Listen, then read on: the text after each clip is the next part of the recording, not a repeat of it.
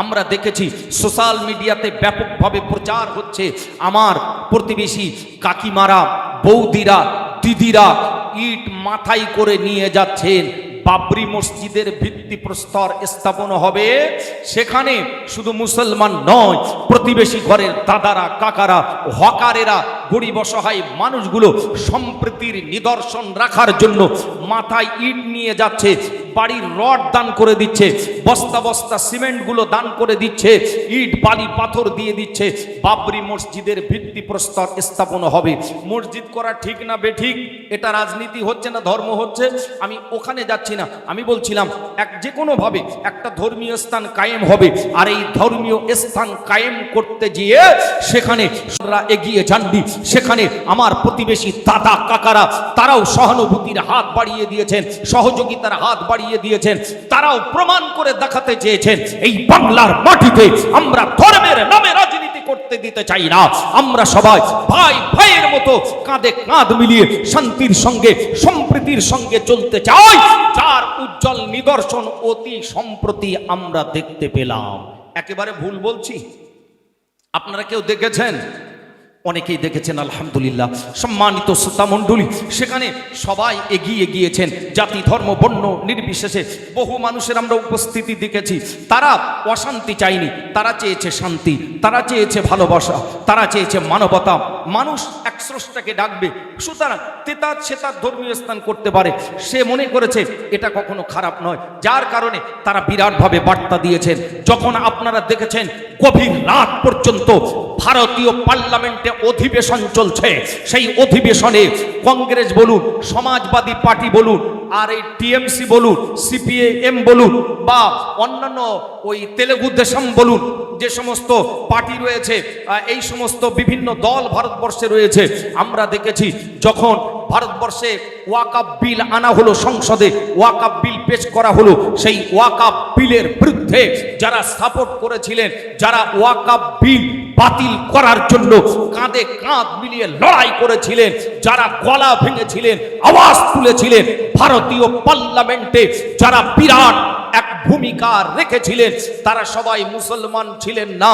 আমরা দেখেছি সেখানে মুসলিম সাংসদ টোটাল মিলে হয়তো 40 জনের মতো হবে, আর তার পাশাপাশি আমার প্রতিবেশী দাদা কাকারা, অন্যান্য সম্প্রদায়ের যে সমস্ত এমপিরা ছিলেন, লোকসভার সংসদরা ছিলেন, আমরা দেখেছি শতাধিক 100-ও বেশি ওই সমস্ত সংসদরা, এমএলএরা, এই আপনার এমপিরা, তারা ভারতীয় পার্লামেন্টে ওয়াকাফ বিল বাতিল করার দাবিতে মসজিদ বাঁচানো, মাদ্রাসা বাঁচানো, এতিমখানা, কবরস্থান, ঈদগাহ ময়দান বাঁচানোর জন্য আমাদের পূর্বসূরীদের দান করা এই ওয়াকাফ সম্পত্তি রক্ষার জন্য সেদিন আমার প্রতিবেশী শিখ ধর্মের মানুষেরা, সেদিন আমার প্রতিবেশী হিন্দু দাদা কাকারা, ওই সমস্ত এমপিরা, সংসদেরা বিরাট ভূমিকা তারা সেদিন সেখানে রেখেছিলেন।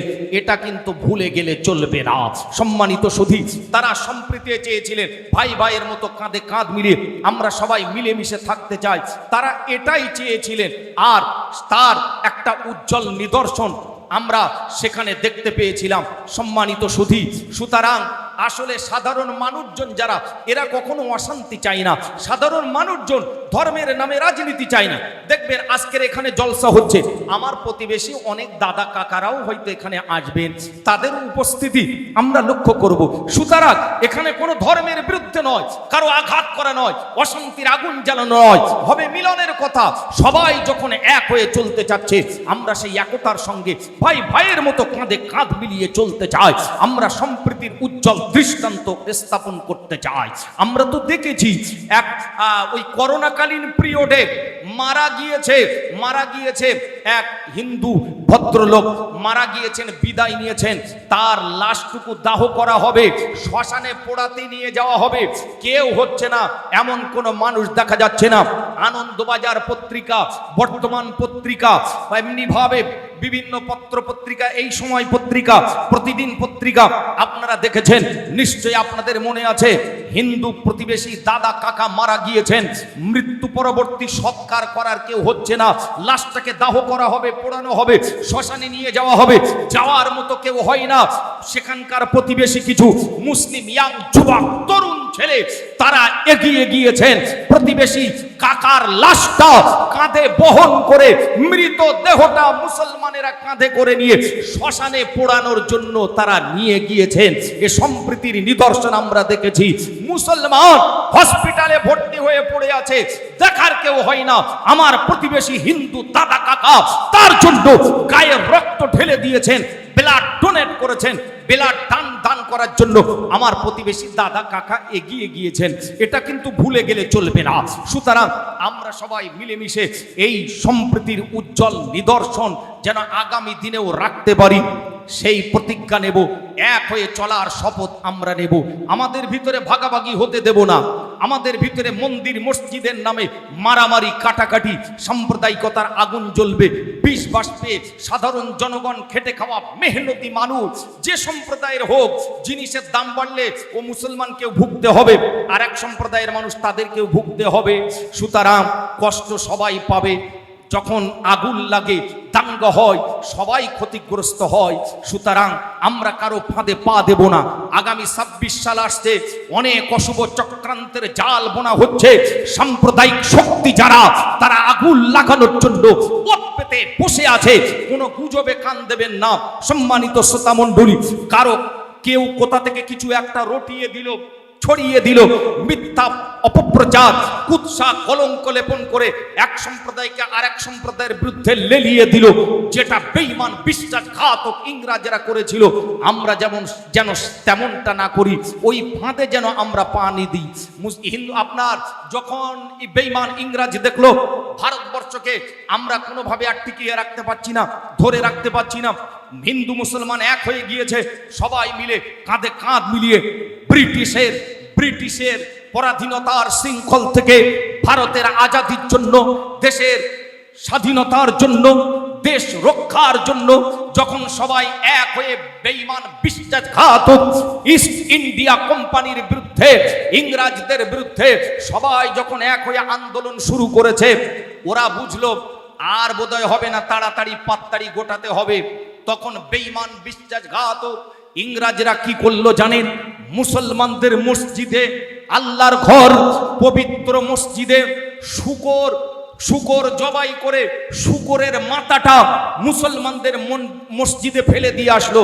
আর হিন্দুদের পবিত্র ধর্মীয় স্থান মন্দিরের ভিতরে গরু জবাই করে গরুর মাথাটা মন্দিরে ফেলে দিয়ে আসলো। মুসলমানদের মসজিদে শুকরের মাথা আর হিন্দুর মন্দিরে গরুর মাথা। দুই সম্প্রদায়ের ভিতরে লেগে গেল দাঙ্গা, শুরু হয়ে গেল ঝামেলা। এটা মুসলমান ছাড়া অন্য কারো কাজ হতে পারে না, এরা বললে এটা হিন্দু ছাড়া কারো কাজ হতে পারে না।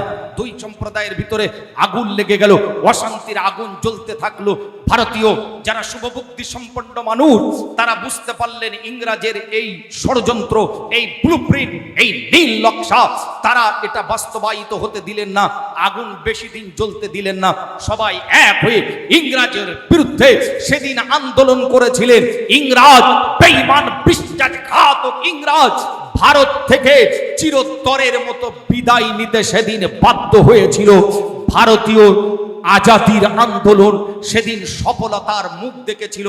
আমরা সবাই এক হতে পেরেছিলাম, আমরা সবাই মিলেমিশে থাকতে পেরেছিলাম বলেই সম্মানিত সধী, আজও সাম্প্রদায়িক শক্তি যারা, দেশের যারা এই অখণ্ডতাকে নষ্ট করতে চাচ্ছে, সম্প্রীতির পবিত্র পরিবেশকে, মিলনের এই সুন্দর পরিবেশটাকে যারা নষ্ট করে দিতে চাচ্ছে, আজকের সময় এসেছে তাদের বিরুদ্ধে সজাগ হওয়ার। প্রয়োজন হলে দেশ রক্ষার জন্য, মাতৃভূমি রক্ষার জন্য, আমার এই সুজলা সুফলা শস্য শ্যামলা ভারত ভূমির অখণ্ডতা রক্ষার জন্য, সম্প্রীতি আবার ফিরিয়ে আনার জন্য, দেশের জনগণের ভিতরে যে বিভেদের প্রাচীর খাড়া করে ভাগাভাগি যে রাজনীতি শুরু হয়েছে, যে বৈষম্য, যে খেলা চলছে, এর বিরুদ্ধে আবারও আমাদের রুখে দাঁড়াতে হবে। আমরা যদি জনগণ, সাধারণ মানুষ যদি সজাগ হতে পারি, সচেতন হতে পারি, বিশ্বাস করুন, তাহলে ওরা বেশি দিন টিকে থাকতে পারবে না। সেজন্য আমাদের এক হতে হবে। আর ইসলাম একতার শিক্ষা দেয়, মিলনের শিক্ষা দেয়। আপনি জানেন রাজা রামমোহন রায় মাদ্রাসায় গেলেন। রাজা রামমোহন রায়, বাঘের বাচ্চা বাঘ, মাদ্রাসায় গেলেন, বললেন আমি মাদ্রাসায় ভর্তি হতে চাই, আমাকে কি নেওয়া হবে? বললো হ্যাঁ নেওয়া হবে, অসুবিধা নেই। বললো আমি কিন্তু হিন্দু। বললো কোনো অসুবিধা নেই। বললো আমি কিন্তু মুসলমান হব না, আমি মুসলমান হওয়ার জন্য কোরআন হাদিসের শিক্ষা লাভ করবো না, মাদ্রাসায় ভর্তি হচ্ছি মানে আমি যে মুসলমান হব এমনটা কিন্তু নয়। বললো নো প্রবলেম, কোনো অসুবিধা নেই, নিশ্চিন্তে দ্বিধাহীন চিত্তে মাদ্রাসায় ভর্তি হওয়া যাবে, কোরআন হাদিসের জ্ঞান লাভ করা যাবে। ইতিহাস যুগ যুগ ধরে সাক্ষ্য দেয়। আপনারা নিশ্চয়ই জানেন রাজা রামমোহন রায় মাদ্রাসায় ভর্তি হলেন, কোরআন হাদিসের শিক্ষা লাভ করলেন, ইসলামের শিক্ষা, দ্বীনের শিক্ষা তিনি লাভ করলেন, কোরআন হাদিসের শিক্ষা লাভে তিনি ধন্য হলেন। সম্মানিত সুধী, আপনারা নিশ্চয়ই আমার কথা সাক্ষ্য দেবেন, কোরআন শরীফের প্রথম যিনি বঙ্গানুবাদ করলেন, আরবি কোরআন শরীফ আরবি থেকে যিনি বাংলায় ট্রান্সলেট করলেন, বাংলায় যিনি ওর অর্থ লিখলেন, বঙ্গানুবাদ করলেন, প্রথম যিনি কোরআন শরীফের বাংলা অনুবাদ করেছিলেন, আপনাদের কারো নামটা জানা আছে? একটু বলবেন, জোরে বলেন। মাননীয় শ্রী গিরিশ সেন মহাশয়, ভুলে যাবেন না। মাননীয় গিরিশচন্দ্র সেন মহাশয়, তিনি মুসলমান নন, মসজিদের ইমাম সাহেব নন, তিনি আলেম ওলামা নন, হাফেজ সাহেব মাওলানা সাহেব নন, অথচ অবাক কাণ্ড, আপনি শুনলে অবাক হবেন, সেই মাননীয় শ্রী গিরিশ বাবু মহাশয় তিনি প্রথমেই পবিত্র কোরআনুল কারীমের বঙ্গানুবাদ করলেন। আপনি জানেন জর্জ বার্নার্ড শ বিশ্ববিখ্যাত এক ব্যক্তিত্ব, জর্জ বার্নার্ড শর মতো ব্যক্তি কোরআন নিয়ে রিসার্চ করলেন, স্টাডি করলেন, গবেষণা করলেন, পড়াশোনা করলেন, জানা বোঝা করলেন, আল্লাহর কোরআনুল কারীম নিয়ে তিনি কমেন্ট করলেন, মন্তব্য করলেন। জর্জ বার্নার্ড শ লিখলেন, the source of all the new invention is on and only al Quran. জোরে বলুন সুবহানাল্লাহ। কত বড় কথা। জর্জ বার্নার্ড শ লিখলেন, এই হলো সেই কোরআন, the source of all the new invention, যা বিজ্ঞানের নিত্য নতুন আবিষ্কারের যাবতীয় সূত্র দেখায়, পথ দেখায়। আজকের পৃথিবীতে বিজ্ঞান যা কিছু আবিষ্কার করছে, তৈরি করছে, ভুলে যাবেন না, অবাক হয়ে যেতে হয়। আল্লাহর কোরআনুল কারীম নিয়ে তারা রিসার্চ করে, গবেষণা করে, আল্লাহর কোরআনে পাক নিয়ে জানা বোঝা করে, পড়াশোনা করে, কোরআনুল কারীমের এই স্টাডি দ্বারা কোরআন পাক থেকে, এই মহাসমুদ্র থেকে তারা বিরাট ভাবে গবেষণা চালিয়েছেন, আল্লাহর কোরআনুল কারীম নিয়ে তারা রিসার্চ করেছেন। এরপরে নিত্য নতুন আবিষ্কারে বিশ্বকে মুগ্ধ করে দিয়েছেন, অবাক করে দিয়েছেন। জর্জ বার্নার্ড শ বলছেন, আজকের পৃথিবীতে বিজ্ঞান যা কিছু আবিষ্কার করছে, তৈরি করছে, এর পথ দেখিয়েছে, সূত্র দেখিয়েছে একমাত্র আল্লাহর কোরআন। একটু প্রাণ ভরে সামনে পিছনে সবাই মিলে বলা যাবে না সুবহানাল্লাহ? এই হলো সেই কোরআন যাকে বলা হয় দা হোলি কোরআন, is the greatest and the last book of Allah, revealed for the guidance of mankind. The Holy Quran is the greatest and the last book of Allah. আল্লাহর তরফ থেকে নাযিলকৃত সর্বশেষ এবং সর্বশ্রেষ্ঠ গ্রন্থ, নাম হলো তার আল কোরআন।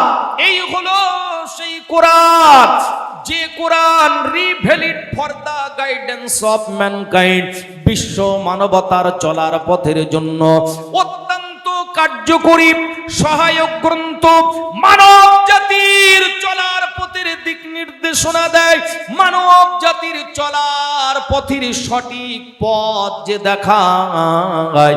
পৃথিবীর সেই সর্বশ্রেষ্ঠ মহাগ্রন্থটির নাম হলো আল কুরআন। আজ আমরা মুসলমান কোরআন পড়ি না, বোঝার চেষ্টাও করি না, কেবল নিজেদের আখের গোছানোর জন্য, পকেট ভর্তির জন্য আমরা কোরআনকে ব্যবহার করি। কোরআনকে ব্যবহার করি একটু তেলাওয়াত, কোরআনুল কারীমের পঠন পাঠন, কোরআনের তেলাওয়াত, কোরআনে পাক পাঠ করে একটু সওয়াব বা নেকি কামাই করার জন্য, একটু নেকি হাসিলের জন্য আমরা কোরআনুল কারীম তেলাওয়াত করি, কোরআন শরীফ পড়াশোনা করি। কিন্তু আল্লাহর কোরআনে পাক নিয়ে আমরা একবারও গবেষণা করি না, জানা বোঝার চেষ্টা করি না যে মহান রব্বে কারীম আমার আল্লাহ কোরআনুল কারীমের ভিতরে আমাদের জন্য কি দিক নির্দেশনা দিয়েছেন, আল্লাহ আমাদের কি বলেছেন, ওটা আমরা জানার চেষ্টা করি না। সম্মানিত শ্রোতা মণ্ডলী, আজকের আল্লাহর কোরআন নিয়ে রিসার্চ করে, গবেষণা করে, কোরআনে পাক নিয়ে পড়াশোনা জানা বোঝা করে আজকের তারা বিশ্বকে অবাক করে দিচ্ছেন। আল্লাহর কোরআনুল কারীমের ছায়া তলে সারেন্ডার হয়ে যাচ্ছেন, আত্মসমর্পণ করছেন, কোরআনুল কারীমকে ওয়েলকাম স্বাগতম জানিয়ে বুকে ধারণ করে নিচ্ছেন, কোরআনের অনুসারীর খাতায় নিজেদের নাম লেখাচ্ছেন। আর বড় দুঃখ আর পরিতাপ, আমরা মুসলমানের ঘরে জন্ম লাভ করে, কোরআনের ঘরে জন্ম লাভ করে, মসজিদের ঘরে জন্মগ্রহণ করে, নামাজি মুসল্লি ইমানদারের ঘরে জন্ম লাভ করে আমরা আল্লাহর কোরআন থেকে আজ দূরে, বহু দূরে আমরা সরে যাচ্ছি। সম্মানিত সুধী, শুনলে আপনি বড় অবাক হয়ে যাবেন। বাংলাদেশের ব্রাহ্মণ ঘরের সন্তান, নাম হলো তার প্রতাপ চন্দ্র সেন। এই প্রতাপ চন্দ্র সেন আল্লাহর কোরআন নিয়ে, বিশ্ব নবীর হাদিস নিয়ে পড়াশোনা করলেন, জানা বোঝা করলেন, গবেষণা করলেন, স্থির থাকতে পারলেন না। প্রতাপ চন্দ্র সেন কোরআনুল কারীম নিয়ে গবেষণা, পড়াশোনা, জানা বোঝা করার পরে তিনি কোরআনের দলভুক্ত হয়ে গেলেন, ইমানের কালেমা পড়ে নিলেন। প্রিয় শ্রোতা মণ্ডলী, ও নওজোয়ানেরা, তরুণেরা, যুবকেরা, ও আমার ঘরের সন্তানেরা, স্কুল কলেজ ইউনিভার্সিটি ছাত্র যুব সম্প্রদায়, ও আমার নবীর উম্মত উম্মতিরা, ও আমার মায়েরা, বোনেরা, সম্মানিত ভাইয়েরা, ও আমার আব্বা জানেরা, ও আমার দাদারা, কাকারা, একটু গভীর মনোযোগ দিয়ে শুনুন। প্রতাপ চন্দ্র সেনের মতো মানুষ আল্লাহর কোরআনুল কারীম নিয়ে গবেষণা করলেন, পড়াশোনা করলেন, জানা বোঝা করলেন, স্থির থাকতে পারলেন না। কোরআনের ছায়া তলে আশ্রয় নিলেন, ফুরফুরা শরীফের জমিনে চলে গেলেন। মুজাদ্দিদুজ্জামান, আমিরুশ শরীয়ত, কুতুবুল আলম দাদা হুজুর কিবলা রাহমাতুল্লাহ আলাইহির হাতে হাত দিয়ে বায়াত হলেন, হুজুরের শিষ্যত্ব গ্রহণ করলেন। এরপরে আল্লাহকে ডাকার মতো ডাকলেন, মহান স্রষ্টার কাছে নিজেকে নিবেদন করলেন, আল্লাহর কাছে যেন নিজেকে সঁপে দিলেন, জীবনটাকে উৎসর্গ করে দিলেন আল্লাহর রাস্তায়। এই মহান ব্যক্তি নাম ছিল প্রতাপ চন্দ্র সেন। কলেমার ঘরে জন্মাননি, মসজিদের ঘরে নয়, ইমানের ঘরে নাই, তাওহীদের ঘরে নয়, অথচ সেই মানুষটা প্রতাপ চন্দ্র সেন আজকের ফুরফুরা শরীফ থেকে 17-18 কিলোমিটারের মতো দূরত্ব, ওটা হাওড়া জেলার মধ্যে পড়ে। এই বাংলার মাটিকে ধন্য করে হাওড়া জেলার বাকুল শরীফের মাটিতে শুয়ে আছেন। নাম ছিল প্রতাপ চন্দ্র সেন, আর পরবর্তীতে নামটা হয়ে গেল সুফি আব্দুল মুমিন রাহমাতুল্লাহ আলাইহি। কেউ গিয়েছেন বাকুল শরীফে? যে দেখবেন কিছু না কিছু মানুষ সেখানে সর্বসময় আসছেন। বিভিন্ন স্থান থেকে, দূর দূরান্ত থেকে মানুষ পতঙ্গের ন্যায় ছুটে আসছে তার মাজারটা একটু জিয়ারত করার জন্য। আল্লাহু আকবার। নাম ছিল প্রতাপ চন্দ্র সেন।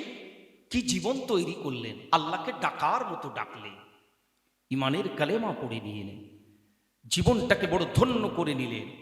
মরেও আজ তিনি অমর হয়ে আছেন। আর বড় দুঃখ, বড় আফসোস, আমরা মুসলমানের ঘরে, কালেমার ঘরে, ইমানের ঘরে জন্ম লাভ করি, ইসলাম থেকে, দিন থেকে, নবীর আদর্শ থেকে দূরে, বহু দূরে আমরা সরে যাচ্ছি। এ মুসলমানের সন্তান নিজেকে মুসলমান বলে দাবি করে, গর্ব করে, ফখর করে, আমার ধর্ম বড় বলে অহংকার করে, বিরাট গলাবাজি করে, অথচ দুঃখ আর পরিতাপ। আমি বলছিলাম আমার প্রতিবেশী হিন্দু ধর্মের দাদা কাকারা রাস্তা দিয়ে যখন যান, মসজিদ দেখতে পেলে হাত দুটি কপালে, মুখে বুকে ঠেকিয়ে আল্লাহর ঘরের প্রতি শ্রদ্ধার্ঘ্য নিবেদন করেন, সম্মান জানান, তিনি প্রণাম করেন, তার ধর্মীয় রীতিনীতি অনুযায়ী তিনি সম্মান জানান। আরে মুসলমানের ঘরের সন্তান, আপনি লক্ষ্য করবেন ইয়াং যুবক তরুণ ছেলেটা আল্লাহর ঘর মসজিদের পাশ দিয়ে ডাং ডাং করে চলে যায়, মসজিদে মুয়াজ্জিনের আজান হয়, আমার ঘরের সন্তান তার কানে তখনও হেডফোন গোজা রয়েছে, মোবাইলের মাধ্যমে WhatsApp, Facebook, imo, Messenger, YouTube চালাতে চালাতে চলে যাচ্ছে, গান বাজনা, ঢাক ঢোল পিটানোর আওয়াজ শুনতে শুনতে চলে যায়, ড্যান্স সাঙ্গামার আওয়াজ ব্লুটুথ কানেকশনের মধ্য দিয়ে হেডফোনের মাধ্যমে ও কানে হেডফোন গুঁজে মসজিদের পাশ দিয়ে ডাং ডাং করে চলে যাচ্ছে। একটা বারের জন্য আল্লাহর ঘর মসজিদে এসে নামাজের কাতারে দাঁড়াই না। কথাটা একেবারে ভুল বলে ফেললাম? ভুল বললাম নাকি? আপনাদের মসজিদে ওয়াক্তিয়া নামাজে কতজন মুসল্লি হয়? এখন তো টিনের শেড, চাল দেওয়া হয়েছে, সুন্দর ব্যবস্থাপনা, বিস্তৃত জায়গা। মসজিদের ভিতর বারান্দা আছে, ছোট, বিরাট বড় মসজিদ তাও নয়। তো ওয়াক্তিয়া নামাজে ভোরবেলা ফজরে, দুপুরে জোহরে, বিকাল আসর, সন্ধ্যাবেলায় মাগরিব, রাতে এশা, ভাই এই 5 ওয়াক্ত নামাজে মসজিদটা ভরে যায়, তাই তো নাকি? এখানকার মানুষজন কারা আছেন? বগুলার মানুষজন, বগুলা পাড়ার কারা কারা আছেন একটু হাত ওঠাবেন না? বাইরের মানুষ আপনারা সব একটু দেখান, আমি দেখি কোন জায়গা থেকে কারা এসেছেন। আমি ভাজন ঘাটে গিয়েছিলাম, ভাজন ঘাট, ওখানে এক ভাই খুব ভালোবাসেন, মহব্বত করেন, তো তার ওখানে অনেকবার জলসাইতে গিয়েছি, ভাই দাওয়াত করেন, সেই ভাজন ঘাট অনেকটা দূর। তো ওখানে গেলাম জলসাই, গতবার না তার আগের বার বোধ হয় জলসাটায় আপনারা আমাকে দাওয়াত করেছিলেন। উনি বলছেন হুজুর আমার বাড়ি, এই আমার শ্বশুর বাড়ি ওই বগুলার ওখানে, বগুলাতে আমার শ্বশুর বাড়ি, আমার শ্বশুর বাড়ির পাশেই আপনি জলসাতে যাবেন। তো ওখান থেকে আপনাদের এলাকার নাম শুনছিলাম, ভাজনঘাট তো এখান থেকে অনেক দূরত্ব, অনেক পথ, একেবারে বাংলাদেশ বর্ডার। যাই হোক, ভাইয়ের নামটা এই মুহূর্তে মনে আসছে না, খুব ভালোবাসেন, মহব্বত করেন, খুব মহব্বতের মানুষ। তো যাই হোক, আপনারা যারা বগুলার মানুষ আছেন, ওই রকম কেউ হয়তো জামাই এসেছেন দূর থেকে, ভাজনঘাট থেকে, কোনো আত্মীয় স্বজন হয়তো সিন্দ্রানি থেকে এসেছেন, কেউ হয়তো দত্তপুলিয়া, রাখালগাছি, ওদিকে আইসমালি, কেউ হয়তো নাটাবেড়িয়া, বিভিন্ন স্থান থেকে এসেছেন, আশপাশ এলাকা থেকে এসেছেন, এরকম হতে পারে। তবে আমি একটু দেখতে চাচ্ছি বগুলার মানুষ যারা আছেন, এই বগুলা পাড়ার মানুষ একটু হাত ওঠাবেন, আল্লাহ একটু দেখান, আল্লাহ একটু দেখুক, একটু আল্লাহর রাস্তা হাতটা ওঠান, আমি দেখতে চাই। হ্যাঁ, এখানকার মানুষ আর বাইরের মানুষ তো তাহলে বেশি, স্থানীয় মানুষজন কই? যাক, হয়তো তারা লোক কুটুম্বিতে নিয়ে আজকের ব্যস্ত আছে, মেহমানদের নিয়ে মাথা খারাপ, কেনাকাটা, ব্যস্ততা, খাওয়ানো দাওয়ানো, ওইসব নিয়ে ব্যস্ত। ওদের জলসার সময় সুযোগ কখন হবে আল্লাহই ভালো জানে, হয়তো শেষ মোনাজাতে, আখেরি মোনাজাতে, তখন একটু ঝামেলা মুক্ত হলে তখন তারা আসবেন। কিন্তু আপনারা যারা ইতিমধ্যে এসেছেন, ভাই আমাকে একটু বলবেন, একটু তথ্য দেন, আমার আলোচনা করতে সুবিধা হবে। এই জলসা তো প্রতি বছর হয় নাকি? মাঝে মাঝে হয়তো 2-1 বছর গ্যাপ যায়, তবে মোটামুটি জলসাটা অনেক দিন ধরে হয়ে আসছে। তারপরে এখন আরো সুন্দর জায়গা হয়েছে, মসজিদও আলহামদুলিল্লাহ সুন্দর হয়েছে। আমি বলছিলাম 5 ওয়াক্ত নামাজে এই মসজিদটা, এর ভিতর আর বারান্দাটা, বাইরে না হোক অন্তত ভিতরটা ভরে যাইতো নাকি? হয় না? কত কাতার হয়? 18-20 জন। আচ্ছা আচ্ছা, জুমার দিনে কতজন হয়? 100 পার হয়ে যায়। আর ঈদের দিনে? ঈদের দিন কত? পুরো ভরে যায়? আলহামদুলিল্লাহ, মাশাআল্লাহ। তাহলে ঈদের দিন পুরো ভরে যায়, আর জুমার দিনে মসজিদটা ভরে যায়, তাই তো? আরো বাইরে কাতার হয়, জুমার দিনে বাইরে কাতার হয়, আর ওয়াক্তিয়া নামাজে ভিতরে 1-1.5 কাতার হয়। ভাই নামাজ ফরজ কত ওয়াক্ত? একটু জোরে বলেন। 5 ওয়াক্ত। মসজিদে আজান হয় কতবার? 5 বার। নামাজের আগে যে তকবীর দেওয়া হয়, আকামাত দেওয়া হয়, তকবীর দেওয়া হয় কতবার? 5 বার। আচ্ছা, আপনি আমি মারা যাওয়ার পরে, আমি প্রথমেই বলছিলাম কবরে মুনকার নাকিরের সওয়াল হবে। প্রথমে যারা ছিলেন তারা বলতে পারবেন, কবরে মুনকার নাকিরের প্রশ্ন হবে মোট কটা? জোরে বলে। 3টা। আর হাসরে, ময়দানে মাহাশরে, কিয়ামতের দিনে প্রশ্ন হবে কটা? কবর তো টেস্ট পরীক্ষা। আপনার ছেলে মেয়েটা স্কুলে মাধ্যমিক পরীক্ষার্থী, তার আগে ওর টেস্ট পরীক্ষা হয়। টেস্টে অ্যালাউ হলে তবেই ফাইনালে যাওয়ার সুযোগ পায়। কিন্তু টেস্টেই যদি ফেলিওর হয়ে যায়, ও তো ফাইনালে যেতে পারে না। কবর মানজিল, কবরের পরীক্ষা হলো প্রথম ঘাঁটি, প্রথম পরীক্ষার সেন্টার, পরীক্ষার স্থান। আচ্ছা, এই কবর ঘরে টেস্টে প্রশ্ন হবে 3টা, আর ফাইনাল পরীক্ষা কিয়ামতের দিন যেদিন হবে, ওই ফাইনাল পরীক্ষার দিন প্রশ্ন হবে কটা? একটু বলতে পারবেন? জোরে বলেন। 5 বার। ওদিন প্রশ্ন হবে 5 বার, 5টা। নবীজি বলেছেন, আমার উম্মতি, আল্লাহর কোন বান্দাবান্দি 5টি প্রশ্নের সঠিক উত্তর না দেওয়া পর্যন্ত একটা পাও ওঠাতে পারবে না।